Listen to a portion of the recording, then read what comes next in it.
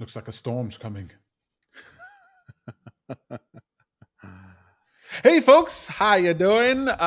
Here with my brother Tom. Tom, how you doing? Good, good. Another Jumpstart live. That's fantastic. Another jump Oh, site. I'm getting all the notifications that I'm live. This is fantastic. how long do you think it'll be before you tell people that you deliberately turn on your notification sounds before we go on air, and then you just turn it off, like you want to look busy, like sell, buy, buy from Japan, sort of thing? I don't do that. I don't do Yeah, that. pretty sure it's what you do. Uh, No one has uh, any reason to contact you, yet somehow it's always ringing when the podcast starts. yeah, when the podcast starts, it signals my phone and everybody else who's subscribed. If you want to get a notification that this show is going live, how about you go over to youtube.com/happy for a change and become a subscriber. You can also hit that little bell so you get notified when we go live or upload new content, which we're doing all the time, even more now than ever before. Or if you don't like YouTube for some reason, you can head over to facebook.com/happy for a change and you can like the page there and get notified there. But really, we're going to be on YouTube pretty exclusively, or maybe even Twitch, but YouTube pretty exclusively for the foreseeable future. So head over to youtube.com. I really suggest, I don't do YouTube. Open up an account, subscribe to just Happy for a Change. Okay, you'll be doing the world a favor. How you doing, Tom? Good, nice segue from my jab into your promo. It's pretty good, pretty smooth. Look, okay? Someone gets it, you gotta roll with it and use it for your own advantage, okay? I didn't get beat up. It was a tandem to push us into promoting. Come on. I know how to deflect. You know, you're in I used to be a word in events and talking in events, just worried about what somebody was going to say and how I was going to find a way to use it. What if they challenged me? Oh my goodness, what if I didn't say the right thing? And after not saying the right thing for a little while, you learn how to sort of turn something into your advantage. I remember one time I had a guy in my event, and I was using God as an analogy, or like as a myth, a story that could illustrate a point. And he gets up, he's like, "Stop saying God!" And it was just so mad, and everybody's like shocked, and I was just like, I've been preparing for this, you know. And then I used him as a tool to, because everybody else was on my side, like, hey, you can't say that to him. I was like, well, hang on, this is about learning to accept people. We're learning for to accept people for who they are, and he has a point, and blah blah blah. And so we went into it, and then it revealed that I was like, oh, he's really good. Here we are all outraged, and Peter is not taking it personally. So the things that you worry about, once you learn how to deal with that, can really turn out to be super strong strengths. So it's like Super strong strengths. Judas and Jesus, and Jesus goes up to Judas, kisses him on the cheek, and then says, "I forgive you." And then Judas goes to hang himself. It's like a win-win for Jesus. He looks like a good guy, Win-win. sends the guy off to hell and damnation. Samantha Barley, self-discovery life coach extraordinaire, saying, "Hey dudes, hey dudette, hey dudette." All right. So today, oh yes, you're watching Jumpstart Live. My name is Peter Hartman. I'm here with Tom Hartman, and we're here providing you a salon, which is a conversation that is meant to educate you, edify you, and give you a jumpstart for your life. Today, we're going to be talking about handling worry. Worrying. Yeah, why you should hope, and Elon Musk on SNL crashes Dogecoin. Okay, let's get into it. Let's talk Well, about it. you need a newsjacky title. You know, you need something to get the clicks. That's right. What did Elon Musk do? We'll be talking about. Wait, should we talk about that before or after? Well, because So people are not going let's to save click it. on a title that says how to stop worrying. They're looking for titles to worry about. What should I worry about? Top 10 things you should be worrying about. So Top 10 let's things do that that will kill you soon. That's what they want. tonight at 11. It's only 6:30. Well, we will be talking about a little bit of Doge. I actually watched Elon Musk SNL before the Was show, it just to good? prepare for it. I'll tell you about it. I'll tell you about it. Well, okay. Alex is chipping in right now, so he says, Alex says SNL was so cringe. I can All right, imagine. so I'm going to give you my He's cringe opinion. on the best of days. Well, look, Elon Musk. People were wondering why he was there, but anyway, we'll Did talk he about. only We'll do the save that for the monologue, end. or did he do like We'll skits? save it for the end of the show. Well, Okay, he okay. did the whole freaking thing. Okay, I nobody see. just does the monologue. I don't know. I figured, he's like, fine, I'll come for the monologue, but let my No, he wife did the do whole the rest thing. of the show. He did the whole thing, and I mean, definitely going to be talking about that. But we're going to talk about a little about worry today because it's an important conversation to have. Like, there's all the technicalities when it comes to getting your life in order, when it comes to starting a business, when it comes to marketing yourself, when it comes to understanding the world. There's all these technicalities, right? All these habits of successful people, or protocols you have to follow, or methodologies in marketing. I'm just fixing my mic here. But you can't really get to those things if you don't deal with the turmoil that's within, with the storm that's brewing within you. And worry is like one of those things. Tom, are you a worrier? So, I mean, I haven't been a worrier for many years. I used to be a huge worrier, and it, it, this topic came from like a conversation I was having with my wife last night. She was like, she had something on her mind that was causing her to feel, half excitement, half anxiety, and not and didn't want to go to sleep. So she's up at 2 o'clock in the morning. And she can't go to bed, and she wants to go to bed because she has to get up really early in order to go do what she needs to do. And in the middle of the night, she's like, what can I do? What I'm just worried. Like, what can I do to stop worrying so that I could go to sleep? And me, in classic Tom way, I go, oh well, I find it's helpful if I just stop worrying. And that leads to a conversation of like, well, I mean, obviously I want to stop worrying, but how do I do that? And to me it's sort of funny now because it's sort of like if someone says I'm hungry, and I go, okay, so there's food in front of you, eat it. And they go, okay, but how do I eat it? And I go, well, you eat the food, you put the food in your mouth, you chew and you swallow it. And to me it seems like what are we talking about here? And it boiled down to the point of sometimes it's a feeling of, not even for all subjects, but for certain things that you're worrying about, that you have to worry about it. That it's not a choice to worry. That you're a victim of this worrying, and it's like, how do I stop this thing that's uncontrollable? Well, if your idea is how do I stop this thing that's uncontrollable, well, of course you'll never stop it. You got to first get to the point of going, I'm doing the worrying. I'm doing it. That someone could have terrible things that they have to face the next day and sleep sounding like a baby. Like you have to have that uh, possibility, or else you'll never aim there.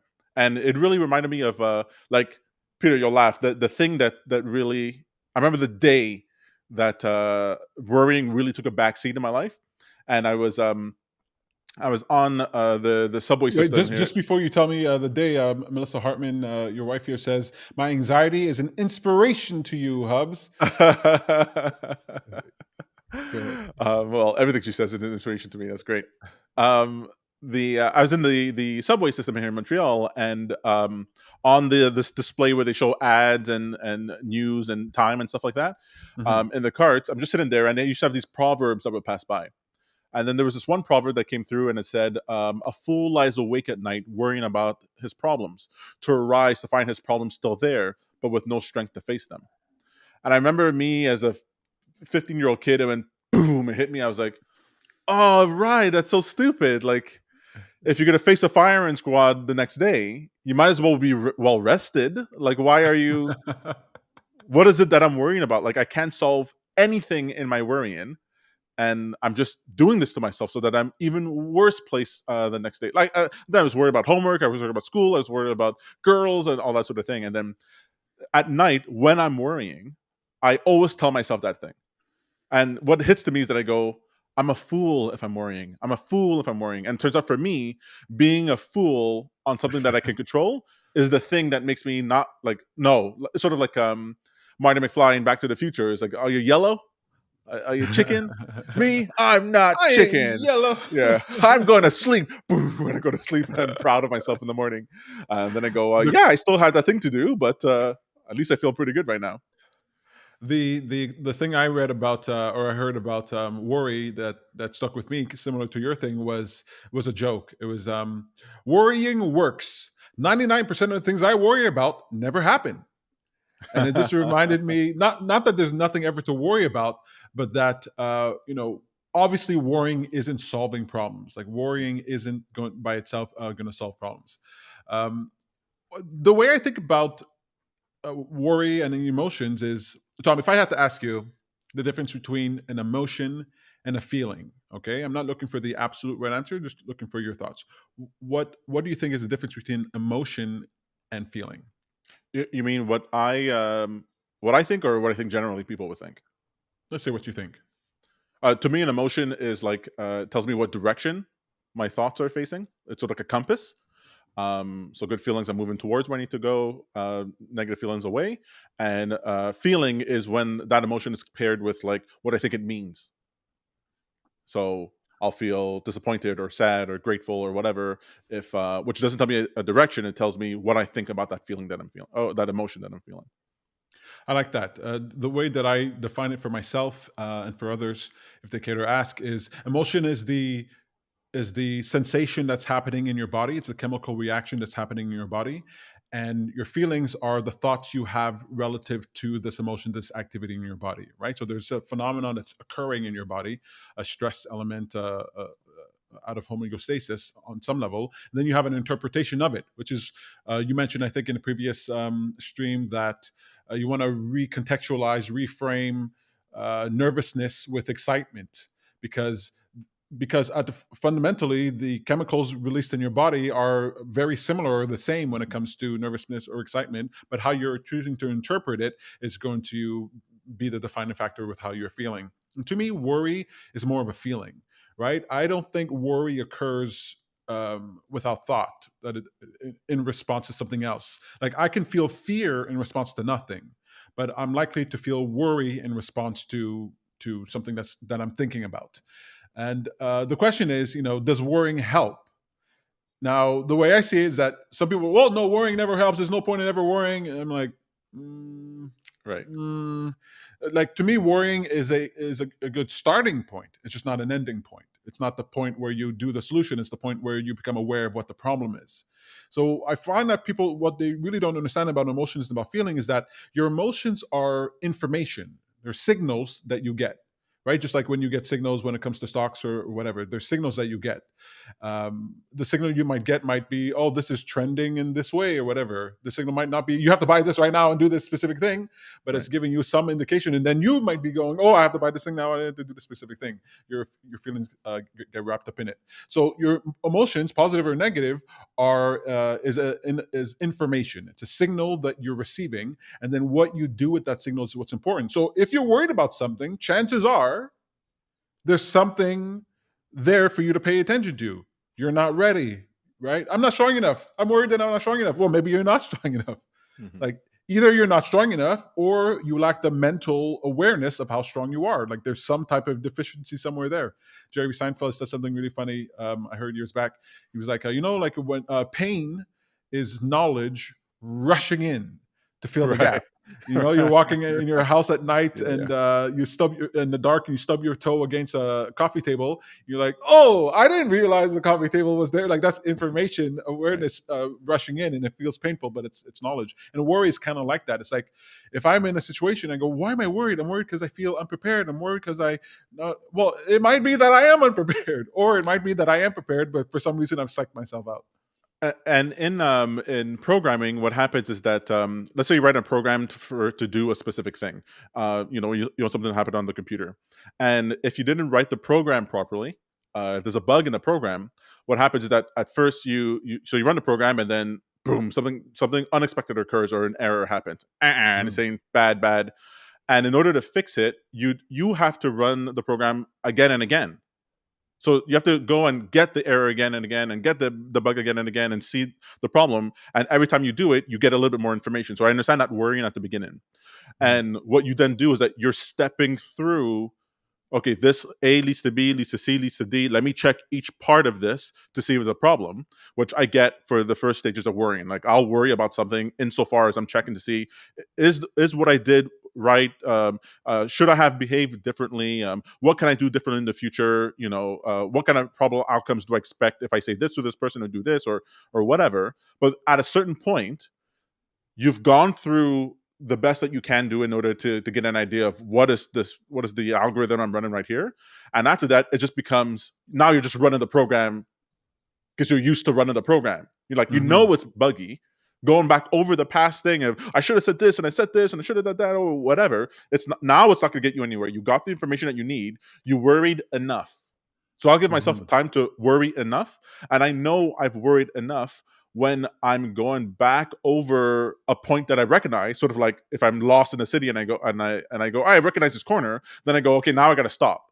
Because I Mhm. just continue going, I'm going to end up back in this place. I maybe have to Mhm. do it 2 or 3 times, and then when I go, I recognize this place, and I just stop there. I literally go, I stop, and I feel myself.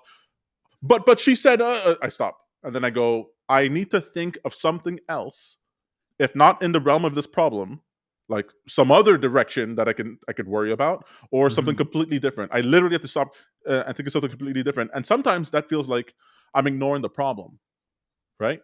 I'm just thinking about a podcast I listened to or a funny YouTube video where I'm ignoring the problem. No, I'm short circuiting the loop, the worrying loop. And the more I choose going off to something else, then the easier that becomes. And then you wake up the next day. You're like, oh, what happened? I stopped worrying and then I woke up. And whenever We I got wake up after a night of worrying, when I figured out I was worrying and I woke up, I go, I succeeded. a It's great. we got a comment from Diane here. Diane Dupuy says, "Worry." This is a quote she's putting here. Worrying is as effective as trying to solve an algebra equation by chewing gum. That's right. Yeah, it's masturbatory. Action, useless, kind of useless, pointless action. Um, You were so just when it, talking just now 1 second about interpretation, yeah, which is another way of saying what's my definition for this thing. And um, uh, it's so fun. At some point, we're going to have to get more into this idea that the definitions for all the ideas that for all the terms that you use, all the words that you use to talk to yourself, all those definitions that you assign to yourself or assign to things in the world, you're in total control of. And people mm, don't really get that they can literally change the definition of the thing they're saying. So in algebra, if you do a plus b equals c, and then you go, okay, 1 plus 2 equals 3, then you go, okay, a is 1 and b is 2, but you can change what a and b are. mm, Like, they're variables. You can actually change one thing to mean another. You can change fear to mean excitement, and then run that program and see what happens if the self talk I give myself for the same emotional feeling is a talk of not that I think I might fail, or but how good would it be to succeed given this thing that I'm about to do. I'm gonna go on stage and tell jokes instead of being scared that it'll bomb. How good might it feel if I succeeded? Right? It's the same thing I'm gonna go do, but you just run the thought, which is a new definition, on your term, and then it's so funny. Just doing that, running that exercise, you will actually get a new output. Like, the feeling you get will be slightly different. mm. And then people go back into the other one because they go, no, I'm lying to myself. No, you're Well, just that's changing your definition back. yeah, that's a funny thing. This lying to yourself, and I think we talked about this earlier. Sometimes people think, uh, here's the thing: your feelings are not telling you the truth. That's right. Right, and that's the That's thing right. that people don't get. They're like, "Oh, this." Of course, it's something I need to worry about. Of course, it's something I need to be afraid of. Of course, it's something that should stress me out. No, that's not true. Well, this person cut me off, so how am I supposed to feel? Yes. How are you supposed to feel? There is no way you're supposed to feel. Is how you're going to choose to feel. And so people go, "Well, I don't want to lie to myself." Well, it's not about lying to yourself. It's what state of being would be best for you to tackle whatever you're dealing with. And before I'm going up on stage, whether to do comedy or to speak or whatever, if I feel this worry, I just know it's not a useful way of being for the activity that I'm going to do. It's just not useful. And to me, what's true, big T true, the most true thing has to be measured by usefulness. Peter, this is such a I've Adventure talked about this all the marketing. time. Melissa and I talk about it all the time. You and I talk about it all the time, that modifying your definition of true for what is useful is one of the most useful things you can possibly do. You go, or what is it? I forget who brings it up. They it's the philosophy of true enough. It's true enough. It's true enough for me to get to where I want to be. Mm. Um, uh, and people will do it the other way. People will assume something bad because they go, better for me to assume that this person meant to be disrespectful or rude to me than to assume that they Yeah, didn't. Because if they did mean to be disrespectful or rude, I'll feel like a chump that's right. if it turns out that that's not the case. So better for me to assume that they do something wrong. And they go, no, better to assume the person who cut you off in traffic. Every time someone cuts me off in traffic, I know that's morbid. That's how I am. When someone cuts me off in traffic and I go, hey, I go, oh, he has AIDS. He's like, He's trying to live the last moments of his life, or someone is dying, or someone's at the backseat of his car, giving birth. I go, oh, I'm so glad that he was able to get through there and get to where I go, oh, he has AIDS. And if I just do that, whether he has AIDS doesn't matter. It just makes me feel better, I so I'm say not his wife is seething for the pregnant. rest of the drive. Sorry. I say his wife is pregnant. That's what I say. Oh, his wife's giving birth in the car. Sure. He's got to get to the hospital. Well, if I say I, that, then you go, oh, he could have planned ahead. But if I go, he had cancer, I go, look, poor guy, man. Let him get his life in. I went on to a Twitch channel, a politics channel, because checking it out, thinking about going on Twitch, and I went to this guy who was talking about COVID and masks, right? And so he writes, I get in there, and he's talking about how, um, if you're not wearing a mask, you're basically, I'm paraphrasing here, but you're basically like murdering people. Like you're basically responsible for the death of other people. Like that's what you're doing. It's very severe, and that people should be forced to wear these masks. And all these people are dead. How could you not do this? And so I wrote, okay, so does this also apply for like other things like the flu or something? Um, right? If you're Right. killing grandma because of not wearing a mask for COVID, are you killing grandma because you're not wearing a mask for flu? And he just kind of just lost. He's just like, you know, oh, let's look at the flu. Let's look at the flu number. 500,000 people dead for COVID. Let's look at the flu numbers. Okay, adjusted for blah blah blah. And it took me a little while to realize he was like losing it and like really upset Sure. about my question. Oh, what do you do? This not many people die. Oh, right, so there. Okay, fine. I was like, then after I was like, dude, I was just genuinely curious about your opinion. Like, I wear a mask. Like, I don't know what to tell you. He's like, oh, okay. I'm sorry, man. It's just normally people come in here and they're not coming from that direction. I was like, oh, okay, I literally get it. But this guy didn't even get it. This guy straight into Yeah. negativity, like straight into that program, that worry. And This you're is like, oh, one. I better for me to assume this guy's an ass trying to come That's right. after me than That's for me exactly to right. assume he's on my side and then I'm going to look like a fool. Yeah, yeah. A comedian I like. I don't particularly like his comedy, but he's a very famous comedian. Died young. Bill Hicks. Right when I started with YouTube, I saw his You're going to comedy say special that he did. publicly you don't like Bill Hicks? You're going to say that publicly? He's not my favorite. He's not edgy. He's like way over the edge. Gotcha. Drugs, alcohol, prostitution. Doesn't care about anything. Apolitical. The whole thing. And he's on stage and he's saying all these true but horrible things about politics and about social norms and all that. And he's yelling, and the crowd is sort of like pulling back. And I was like, how is he gonna? This guy's losing on stage. How is he gonna bring back the crowd? And at one point, he turns and he acknowledges what it sounds like, and he screams at the crowd. He goes, you die at the end, right? Did anybody tell you this? You're dead at the end. No matter what you do, you're dead. Some of you tonight. And I was like, it hit me because I was like, I don't know, 16, 17 at the time. I was like, it was like, right, I die at the end. That's right. I die at the end. What am I holding against this guy? And he's just screaming, you die at the end, right? You're You gonna know, be dead. that's and by the way, I heard from Joe Rogan that he says Bill Hicks' specials were Uh-huh. always the worst Bill Hicks. Like he could never be Sure. funny on a special for some reason, Mm. like just the way he Too did it. stressful. I don't know. I guess so. No, he took it Um, too much to heart. You could see that he was really taking it see. to heart. Yeah. Um, what was I going to say just now? About worry. You were just talking about. Uh, Definitions. So So when it comes to, so people often ask me like how, like the question people come to when they come yeah. to my event is how, and I always leave how for the end because to me it really isn't the most important part. You have to Mhm. understand why you want to do Why? something, It's what if you and why don't you know want to do why, something, forget it. You're never gonna get the and what's the why. point. Okay, I'll tell you how this. I tell people, have you ever walked into a self help section in a bookstore? Mhm. It's filled with hows, filled. Okay, why isn't your life different? Like, what is it going on? You don't have a goddamn reason to go read those books, okay, or to put into practice those things. Okay, the why is way more important. But eventually, I have to tell them how, or else they're going to be like, "You didn't tell us anything." Mhm. So the how is you want to realize. Okay, so Alex said something here that ties into this. Alex says, "Yeah, feelings are more habit than reality."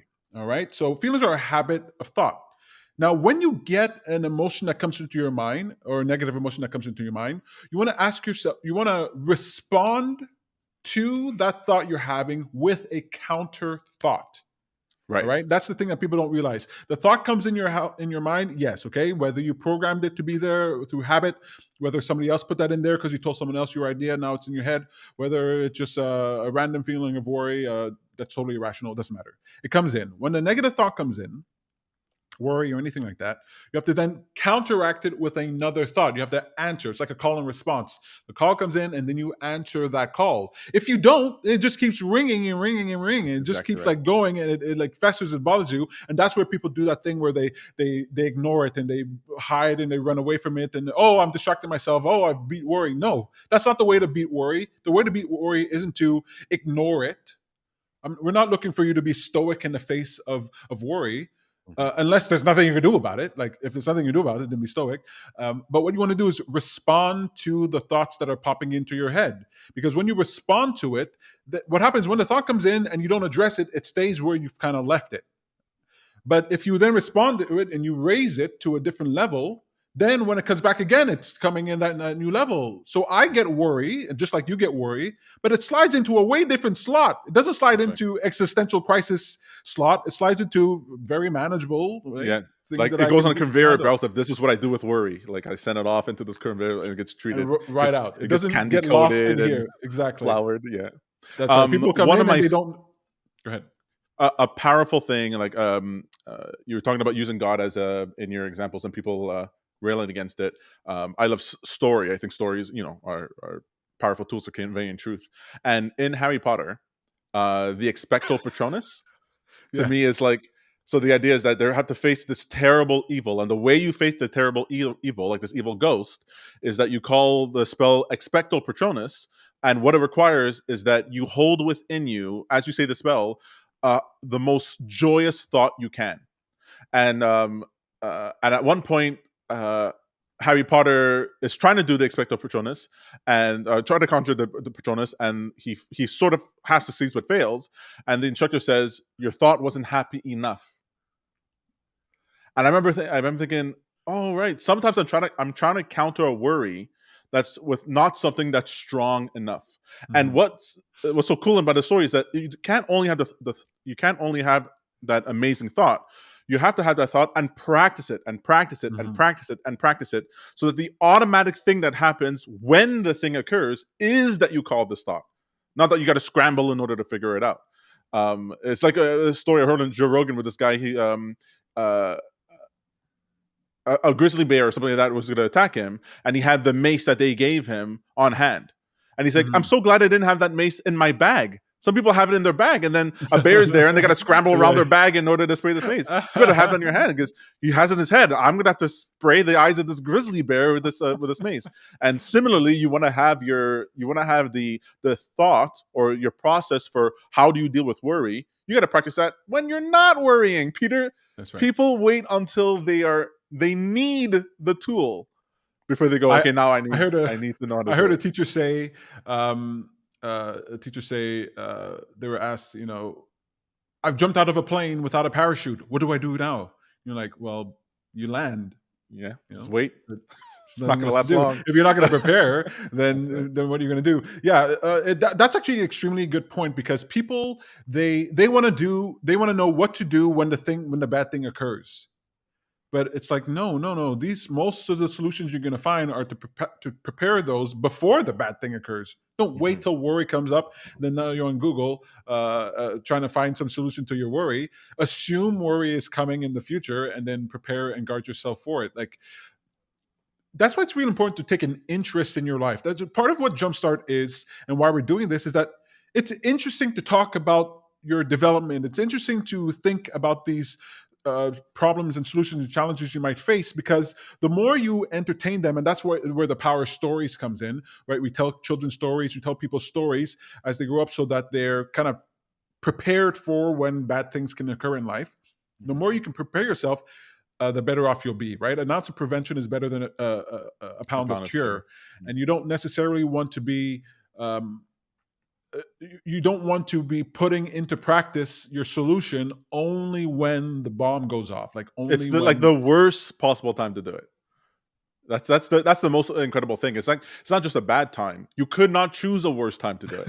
That's right. And so, part of the conversations, like Peter and I we used to have when we were growing up, it's like we throw hypothetical situations out. What would you do if the teacher That's right. That's right. gave you a test and you didn't do your homework, or you didn't study for it yet? Okay, I guess, is it a multiple choice test or is it writing an essay? Okay, how would I write an essay?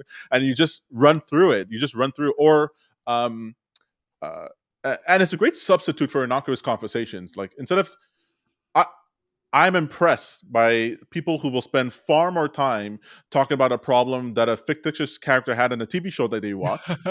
Yeah. How it was all cleaned up nicely, and the writers had a tidy ABC thing going on with the story. But they won't be like, "Well, I'm in an AB situation in my own life. How would we do C?" Like, they'll be like, "Well, that's too heavy." But they'll talk about some horrible thing that happened to someone in Game of Thrones. Is like, no, the Game of Thrones thing that you watch is to remind you that you have situations that are similar, and now have those conversations. And marry the two. Like, I'll regularly bring up, like, I'm having a thing, like, I'm facing a sort of dilemma that Gandalf had when he was offered the Ring of Power by, what should I do? And it's useful to have your relationships be those grounds where you have those types of conversations. And Yeah. those conversations generate some of the best types of conversations. You really Yeah, get to people know who tend you're to be talking to. yeah, they tell. I find that I'm surprised. I don't know how if it's for most people, but I'm surprised how many people are reticent to put themselves in hypothetically bad situations, or talk about things they'd rather avoid them. And I think mostly it's because they don't know what to do with them. Like, it's like I don't watch Canadian politics. I watch American politics. I don't live in the States. I live in Canada. It's like, what am I supposed to do about the corruption that happens in Canada? Like, Right. I don't want. I want to be able. I don't want to have to deal with that. So I just sort of ignore it. Yeah. Um, I don't want to be. I don't want to be inspired to run for office. Don't you inspire me, Canada? Every now and then the thought crosses my mind, and I go, "Don't you?" I look in the mirror and I go, "Don't you freaking do that, Tom? Do not do that. There's no way that ends well." So, how do you handle hope? How do you handle worry? The way you handle worry is by responding to the thoughts, and with the solution to that worry, and before worry occurs, to prepare yourself beforehand by having things in your mind that are inspiring, that motivate you, that make you feel better, that make you feel strong and powerful, so that you can bring those to mind when the situation requires it.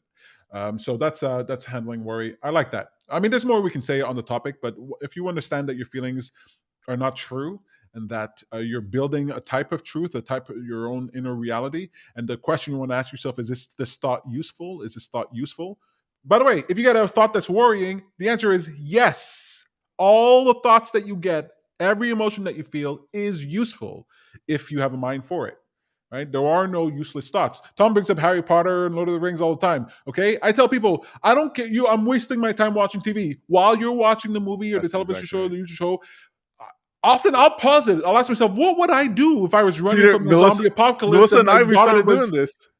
Melissa, like, we were having. She's like, "Tom, this is really fun." We'll pause after every act, and I go, "Okay, what can you? What can we say? What can we guess might happen? And how would we solve the situation? And what kind of elements would we want to see to be like, this was the best solution?" And it's just so useful. Like, you don't It's realize how fun. much yeah, it's a lot of fun. It's fun. I'm watching something with Sam, and it's like, oh, Sophie's Choice or whatever, and I go, while it's going, I don't even have to pause. I go, hey Sam, which child would you save? Right. What? She's like, What? eating what? And then sometimes it's a surprise. I would never pick. What do you mean you wouldn't pick? Yeah. But then he's gonna kill them both. I can't do it. You're crazy. Well, you gotta choose Anyway, one. You gotta choose one right now. I that's can't deal right. with hypothetical situations. But But yeah, it's that's the super power useful. of storytelling. Like, that's the purpose of story. It's not just a a divertissement. It's not just entertainment. It's very useful if you use that, books or comic book or whatever you want to do, to put yourself in those situations. Like, what would you do? Like, how would you handle it? I think it's a super good thing to do. What would you do if your son was at home crying all Kind alone on of the bedroom and floor because he's look hungry? Oh my god, hungry. that song is so sad. You ever listen to it again? You're like, oh Oh, my it's god, so that's sad. heavy So song. many of the songs I Yeah. listened to in the '90s, I can listen to again. They fill me with worry. All right. So before we get to I the want to introduce non-less. the homework right there, just for that one. I want to introduce the All homework right, right all there. right. The homework was Um, to. Did you see the homework that I had, or did you have one in mind? oh, I had one of mine. What'd you have? Go ahead. Mine is to. Hold on, I had it in my notes here. Um, I'll tell you mine okay, first. okay. Tell me yours. It's a short book by Alan Watts. Alan Watts is possibly my favorite philosopher of all time. Great at All distilling time, yeah. this sort of information, but terrible books. I find his books are blech, do not recommend. Way better speaking. It's sort of like how we would write a book, like. Like no one wants to read a book written by Tom Hartman. It's like, ugh, what a technical, That's boring not book. true. That's not Yeah, true. but way better talking. But he has one book. The only book I really like, I recommend from his is called "The Wisdom of Insecurity." Super short book, "The Wisdom of Insecurity" by Alan Watts. Super short, Mm, very easy to read, and it tells you like it really talks about the value of being in this uncertain place of not knowing how to deal with the future.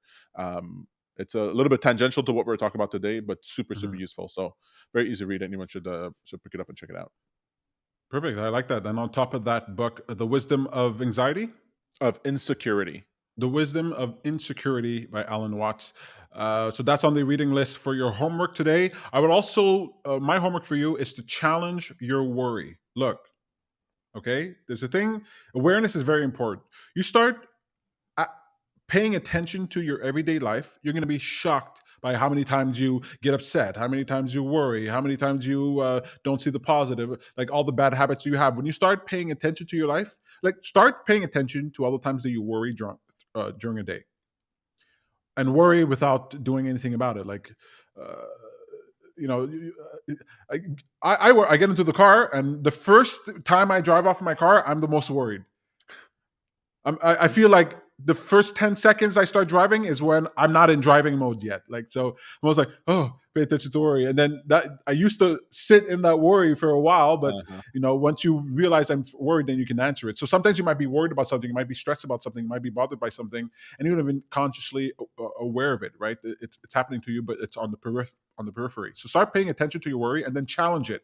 So come up with maybe it's worries that are reoccurring that happen all the time. Come up with a response to that worry. Come up with a thought that you can challenge that worry with to leave that worry in a different place, right? The worrying is causing you to pay attention to something. The reason you want to pay attention to it is to improve that state, in order to improve whatever it is that's going on so that you have a better life. And that way, once you start doing that, then you're not going to be worried about being worried. Every time you feel worry, you're going to realize, here's an opportunity for me to pay attention. And then you're going to quickly move to the solution, and you won't have to dwell in worry. So the way to handle worry is not to get rid of it, it's to find out what's good about it. And this homework should help you out with that. I like your car example because you gave me one I mean, you gave me a lot of driving tips, but because I only got my driver's license over the last year, and you gave me this one tip of when someone's honking behind you to get you to move, like go, like they want you to go faster. You said ignore them completely, unless someone's honking because there's a danger that they're alerting you to.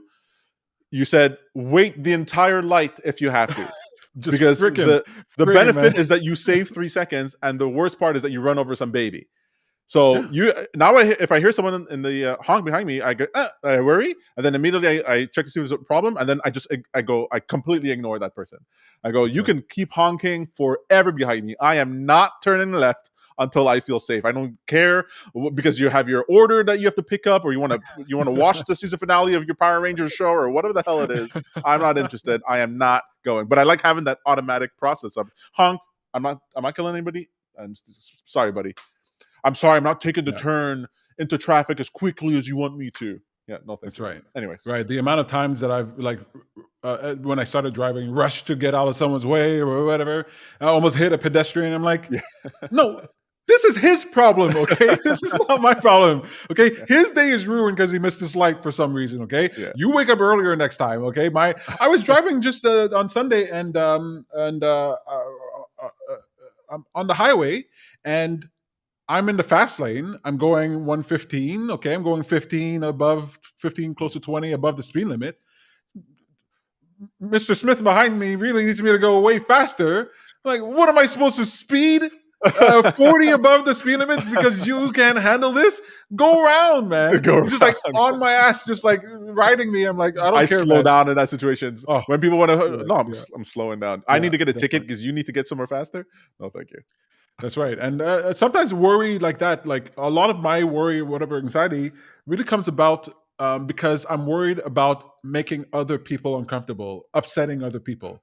I'm like, I'll be in a grocery store line and I'm packing my bags and I feel like I'm not going fast enough because the next guy, and I'm thinking, it's not my job to get out of this lane fast. Why am I spending time in worry? Oh, this is what I want to say. Um, you know, think about worry think about your time in terms of money. Okay, if you wouldn't spend $5 to feel Absolutely, worried, why absolutely. would you spend 5 minutes being worried? That's Right? exactly right. Think of it as money. Would you pay money to feel this way, to think this way, to worry about this thing? Well, your time is worth way more than money. Way more. If you wouldn't spend $5 on it, don't spend 5 minutes on it. That's right. These might seem like petty examples, but I find that that's the workout. The small examples of what happens at the grocery store when you're driving on the street. Like I worry about bigger things. I've been able to provide for my family, and missing my son and wanting to see him more and stuff like that. But Mhm. if I tackle those problems without being in the ring a bit, like practicing a bit, then just get floored. There's some things that worry you that the thought of it causes you to sweat and panic just by thinking about it. So work your way up with the smaller things. Practice on all the smaller things in your life.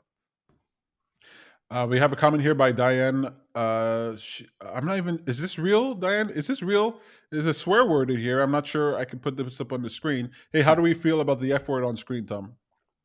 Yeah, put it up. All right. Diane says, check out the TED Talk about F bucks. F bucks. Sounds familiar. Sounds like a I guess it's like cryptocurrency. I gotta buy it's that. Dogecoin. It's Dogecoin. uh, thank you, Diane. Thank you for sharing that.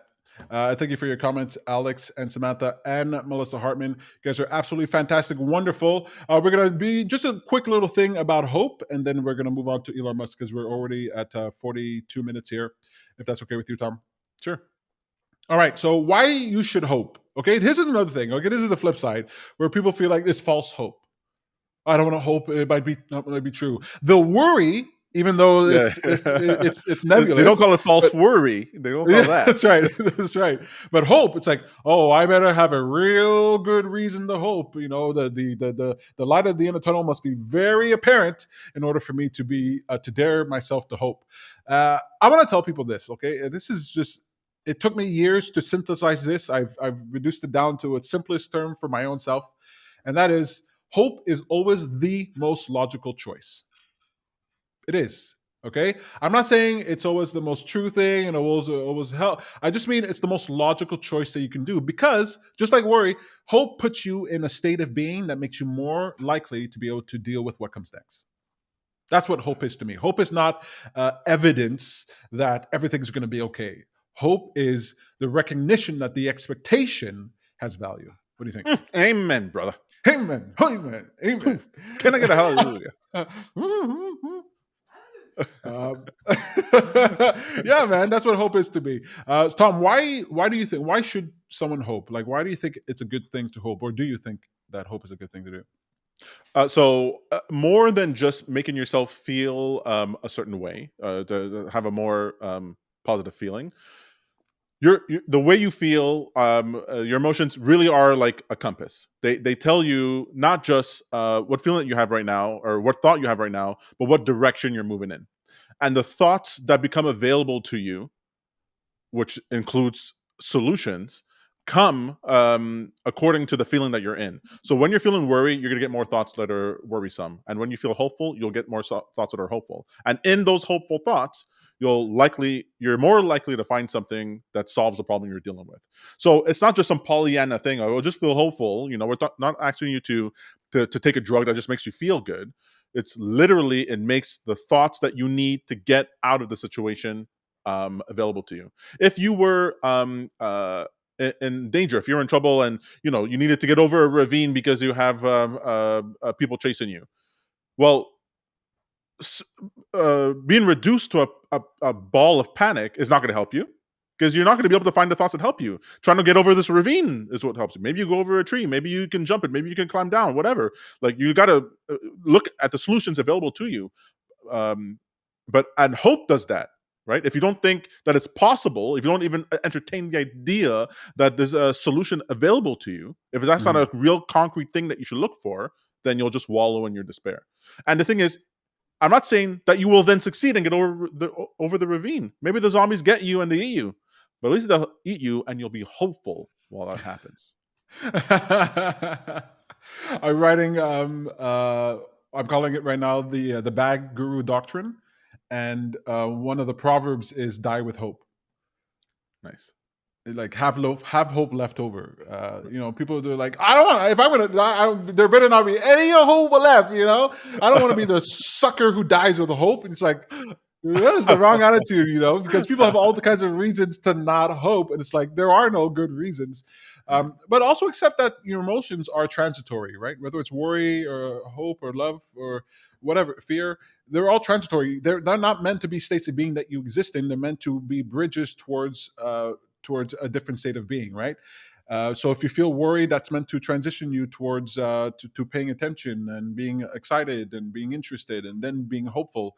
Hope is meant to lead you to belief and then knowing, right? That comes when you put into practice, when you take action, when you gain experience. It's meant to be transitory. And love can also be transitory. It can lead to bliss and ecstatic being, or it can lead to sadness and feeling of loss, which will then start to cycle up again, because the purpose of life is not for you to be in the static state, but to flow between different states of being. So don't be afraid. There's a story of I'm gonna butcher it a bit, but it's this king who created a bunch of abundance for his people, and he wanted to make sure that it didn't get to his head, that he'd be able to stay a good king, and so he asked his advisors to do something, give him something or whatever that will keep his head on straight, and that'll see him through the bad times and see him through the good times. And they made a ring for him that was engraved on it, anicca, which means in Sanskrit, I believe it means this too shall pass. Like your good times will pass and your bad times will pass. So you're just moving from one state to the next. I really like that. And the stock market has taught me that definitely after a good time, you will definitely have a bad time. So if you had a good time, you go, great. It's going to be terrible real soon, buddy. But after that, it might be good. Worry? No, you don't have to worry. For sure, this is going to happen. For Definitely, for sure, sure. you're going to die. Horrible. You don't And have it's to going to hope. You end don't have with to you worry.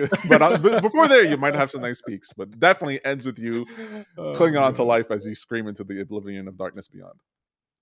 Speaking of clinging on to life, staring into the movie and beyond, Elon Musk on SNL.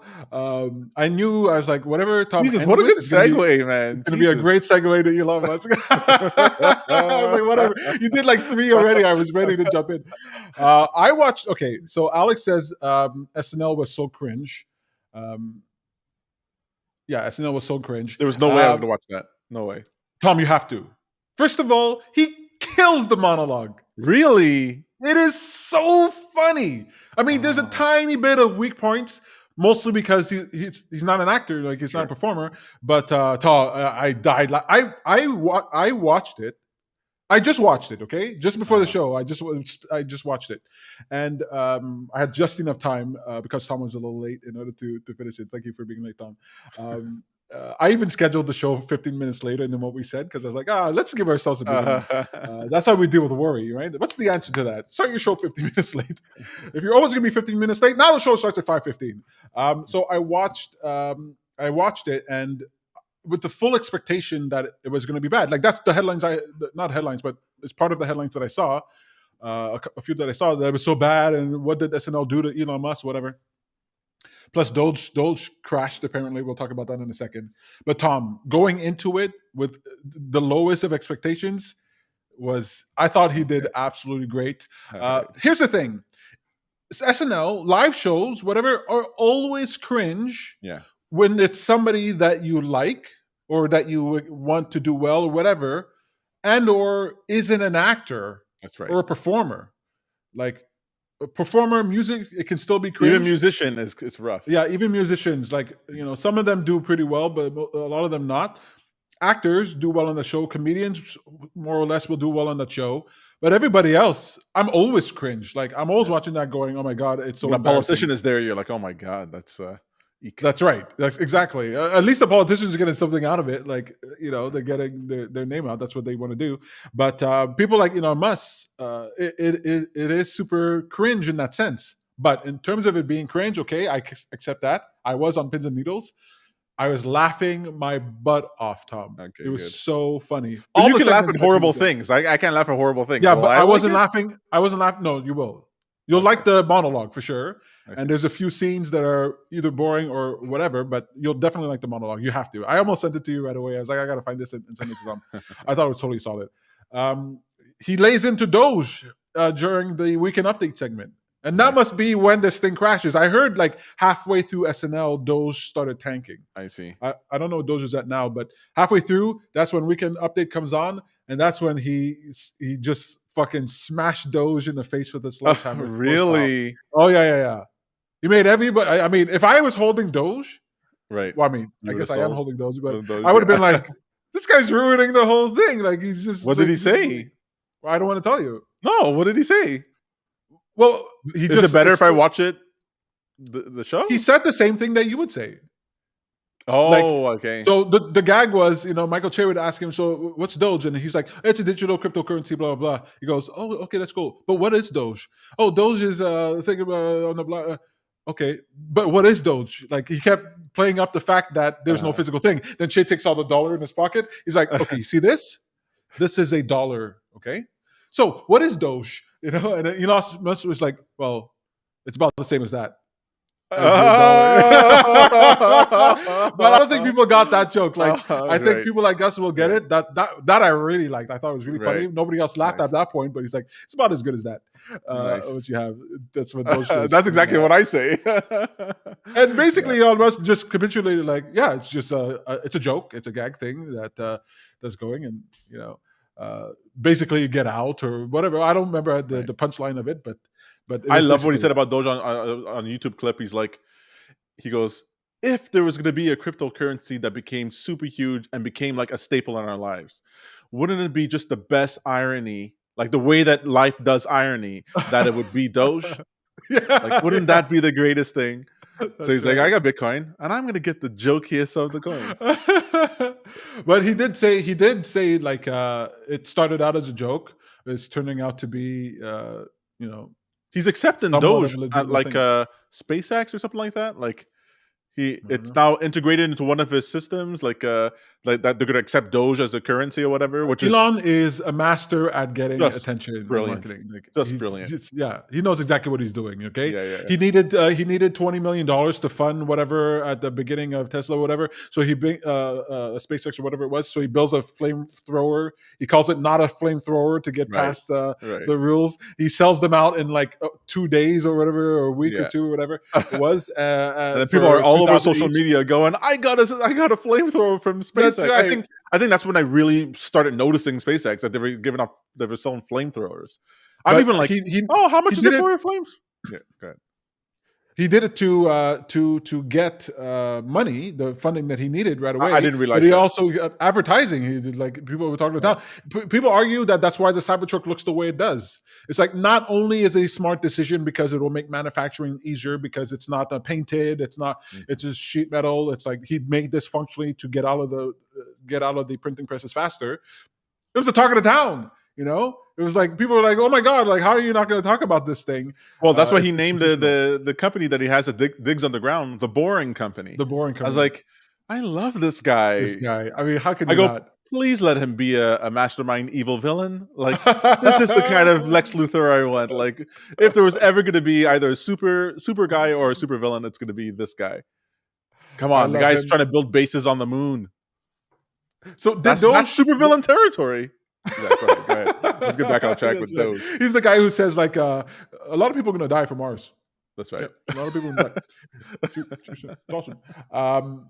Did it crash? Like, did Doge crash because did it happen at that moment? Like, what's the deal Let's there? see here. Because I know it went down and then it came back up, but not all the way. Yeah, I Right? mean Was that's that what you're always going to be talking? like it was. Like I was telling a friend of mine, it didn't really. I mean, all the cryptos sort of crashed today. I don't know if you saw that. Everything took a nosedive. The stock market took a nosedive. Everything's down. Nasdaq is down 30 basis points. SPY's down 10%, whatever. But it's not real crash. Like No, I know it's not a crash. I'm being sensational here, but something goes up what? 100% and then it drops 50%, and people go, it crashed. But do you think You're Elon up Musk's appearance? 50%. Yeah, but do you think Sorry. Elon Musk's appearance was the cause of It's something? always going to be it. It's what we call a volatility event. Now, volatility, if you remember, is the idea that it's uh, what is the range that the price can move. It could be either up or down. So it could be like it could move 50% upways or downways. You don't know. Now, whenever an event is going to happen for anything, that's likely going to be cause of volatility. Just like if a company releases earnings report, or a new CEO works at the company, or some company gets a contract or whatever, that's an event that'll occur. Coronavirus, an event that occurs, and Mhm, so the price is going to move dramatically one way or another. Like the mhm, weird thing is if it stayed straight. So I was telling my friend, um, you can capitalize on something like this. You can actually take a bet not on what direction it goes in, but that it'll move significantly in one direction or another. So, for mm, example, I could have bought Dogecoin. I could have been like, okay, there are betting platforms that you can go on. That so let's say I'm holding a bit of Dogecoin. There are betting platforms out there that'll let you bet, like Polymarket will let you bet. It'll give you 10-to-1 odds that'll go up and 5-to-1 odds that'll go down, or something like that. So you can hold Dogecoin that benefits if it goes up, and bet that it'll go down on this other thing. It'll cost you a little bit to bet that it'll crash while you're still holding it. So that way, while it's crashing, that's where you would then claim your bet, like take your winnings, make money on it going down. So you're like, oh, I don't care that my Doge went down because I don't have to sell it. I still have the same number of Doge, and I make money if it going down. And then if it bounces back up, you're in the Doge. It went back up. And if it doesn't, well, you've cut your losses, or you've made more money depending on how much you bet on the way down. You can make money on both ends. So I mhm, go, if you know this event is going to happen, the smartest thing to do is that if let's say you didn't have any Doge at all, if you were there watching it and Doge dropped, perfect time to buy. mm. We've said it before. Everyone knows buy low, sell high. And it drops, and that's a bunch of people going, oh, I got to get out of this, get out of this. And I want to tell people that's the thing. That's when you want to buy it. You've been waiting this whole time, this whole thing, this run up. You wanted to be part of the story. If there was ever a time to buy this now, and people go, no, but my fault is zero. Yes, that's why it's a good time. It You was don't wait always till it yeah. exactly. If you had bought at the very bottom, let's say during SNL, very at the bottom, and you just sold when it bounced back up, like halfway that it dropped, you would have made 50% on your money on the 2 days that this happened, on it bouncing down and up. You could just play that. It's like these are But what all if it went down? opportunities. What if it crashed Then and it you lost crashed. Then everything? that's why you don't put money that you can lose, that you can't afford to lose. So some put $100,000 in while it's crashing. No, of course not. Put $50. Yeah, Peter. The 20. I actually I could say this. It's not this doesn't bother me. So my wife Melissa years ago put in $25 into Doge.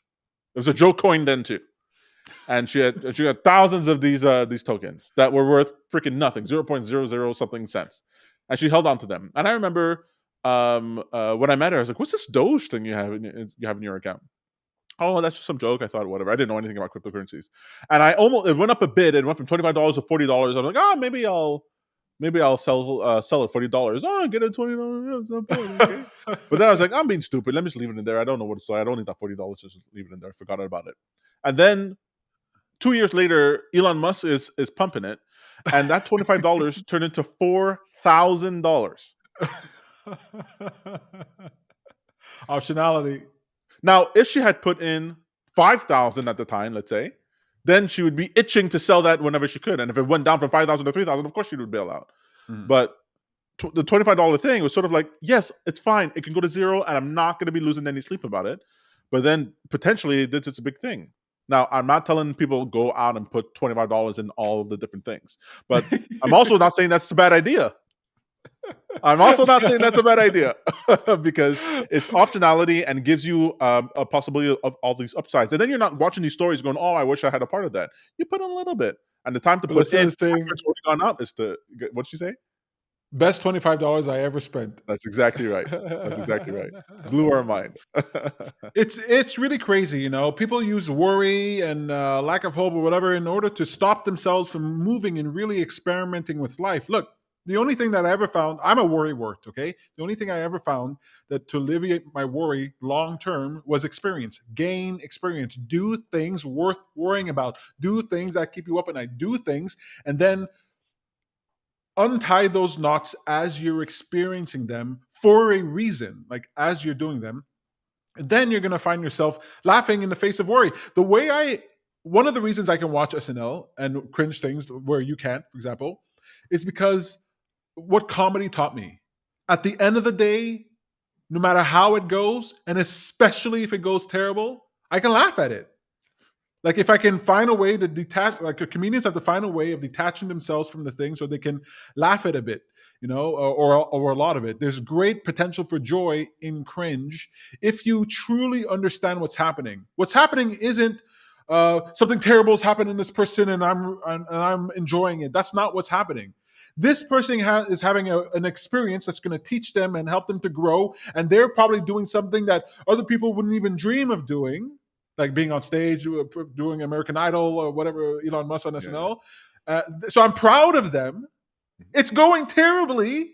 And I don't help them by being embarrassed for them. I help them by freaking enjoying it with them, knowing that I'm not laughing at them. I'm laughing at this shared experience that we all go through. And so to me, laughter is what taught me, like comedy is what taught me.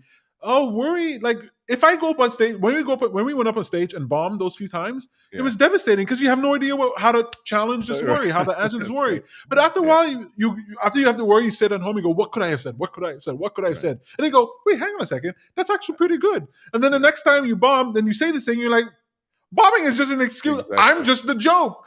Yeah. I'm just the butt of the joke. So now I Well, walk that's up on why stage and if you and I go to an open mic, go, um, at least the people who bomb have guaranteed 2 people laughing.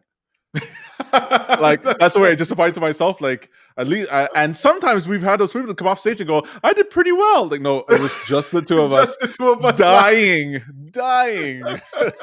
It's so nice. Look, And we're when not laughing comedians, at them, we're laughing like, "Yes, we yeah, understand yeah, you took yeah, such a risk and didn't pay off, but wow, yeah. well done on you for trying. And if Well you done." can then learn to laugh at yourself, at your own cringes, at your own worries, then I find that you're less reticent, you're less guarded against these emotions. I used to be extremely guarded to the point where I wouldn't do anything, I wouldn't go anywhere, I wouldn't want to participate. But that's really no way to live life. People go, "Oh, well, I'm just an introvert. Oh, I just like being by myself." Okay, but are you by yourself because you can't be with other people? Are you Right. not doing things because you can't do it? Or you're talking yourself out of it because it's That's easier for exactly you right. to stay home That's and do your exactly right. thing. Oh, I was talking myself out of things. Yeah, I like to be by myself. Yeah, I'm an introvert. Yeah, I'm a thing. But I hated that a cashier at a grocery store would get me sweating. Like I hate that thing. So then I just go to cashiers, even if like the amount of times I have to look at the self checkout and then Walk decide away. to go to the Yeah. to the cashier. It's like, oh, it'd be so easy. Well, I give my task to myself a task to a challenge to always say something to the cashier. Like I go, I've yeah, redefined it to going. yeah, This is an audience member yeah. who has to listen to me and who's probably having not the best day. And Yeah. so let me say something here that's not just self aggrandizing, that will actually make them smile and make them be like, oh, that was a fun interaction that I had. Because sometimes I remember having interactions like that when I'm working at McDonald's or something like that, and that one interaction was like, oh, that made it a really good day. That Yeah. really make a good day. So I give myself that challenge. And I'm there. Some before I used to be sweating and be like, okay, what am I going to say? And I would mumble out the words and they were like, yes, sorry, sir, sorry. Oh no, no, nothing, nothing, nothing. I walk away. But now it's like really part of my routine. I was with Tom one time. Oh man, we still laugh about it today. I was with Tom. I still laugh about it today. It was nothing to Tom, but for me, I was just dying laughing. We were at the mall, and Tom, there was this candy shop or chocolate shop or whatever, and Tom walks up to me. He goes to the cashier, "Hey, if I can make you laugh, will you give me this for free?" Yeah. And then she was like, "Sure." And Tom was not ready I for had yes at nothing. I all. had He had nothing. nothing. He's like, Because everyone else had said no. Everyone else had said no. I was like, He's so, oh, she's gonna say no. I'm gonna just be proud of myself for asking. She's like, sure. I was like, well, what? I was like, Tom, go. Oh man, just laughing and laughing. But then it's like, Uh-huh. who cares if it was cringe or That's right. whatever? We get to laugh about it. Like that's what life That's is. right. That's the benefit of these things in life. Perspective, like true perspective, can really turn most of what sucks in your life into something that's really, really good. Like most of what sucks in life into really, really good. So yeah, get over cringe a little bit. I get cringe at stuff, but and don't worry about the Elon Musk thing. At least watch the monologue. You'll be proud of him. He reveals he's Asperger. No. Yeah, he's Asperger. Well, of course he is. Well, yeah, but some people are weird and some people are Asperger. Some people just have this way of being because they're in front Well, of computers all day. sure. There's a He's lot of Asperger. millennials and Gen Zs or whatever who like, oh, sorry, I can't really talk to people. You're like, you're not Asperger. You just, when's the last time you talked to a human being? Okay. Right. You text your mom upstairs. Okay. When's the last Exactly. time you talked to a human being? Then tell me how Asperger you are. But he revealed. So he starts off with that, like almost immediately, like basically the first thing he says is that, which kind of makes it like all good after that. You're I like, see. now you're not like, oh, he's weird because he's super awkward. Right. You're like, oh, he's got a reason for this. So now everybody's just, I just Right. felt that alone made I everybody like see. on board with him. Like, okay, we get him now. Like, we get Right. it. He's a weird billionaire dude, and he's making fun of himself, and he's totally committed to it, Tom. Yeah. Tom, if there's one person here who's not embarrassed, Right.